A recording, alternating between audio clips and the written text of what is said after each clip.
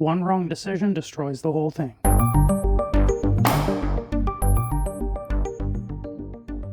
In a fragile timeline system, whenever you travel through time, you put stress on the timeline. Just traveling to the past to observe history without directly intervening puts stress on the timeline. However, with fragile timelines, they don't branch or self-correct in any way. In other timeline systems, whenever you travel through time, the timeline has some sort of a system to handle the stress that is put on it by time travel. A dynamic timeline will rewrite itself, a branching timeline will create another branch, and those are ways to mitigate the stress that is put on it through time travel. However, in a fragile timeline, it doesn't have any way to cope with the stress placed on it through timeline activity.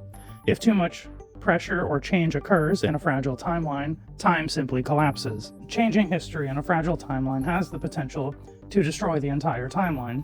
The more sensitive the timeline, the easier it is to break. This is especially true for weak points in the timeline or anchor points in the timeline.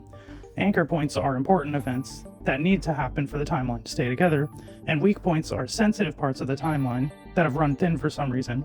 For example, maybe a lot of people have been time traveling to a specific point in the timeline, which has been stretching it thin. Also, if a paradox occurs, the timeline collapses. So, if you were to travel back in time to kill your grandfather, the timeline would simply fall apart, because as we've already said, the timeline doesn't have any way to reconcile or self-correct or cope with any stress, change, or paradoxes that you create when you time travel. Once a timeline collapses, it can't be fixed without some sort of special or external intervention, because now that the timeline has fallen apart, you can't just simply keep traveling through time in order to try to reconcile by hand whatever the issue is.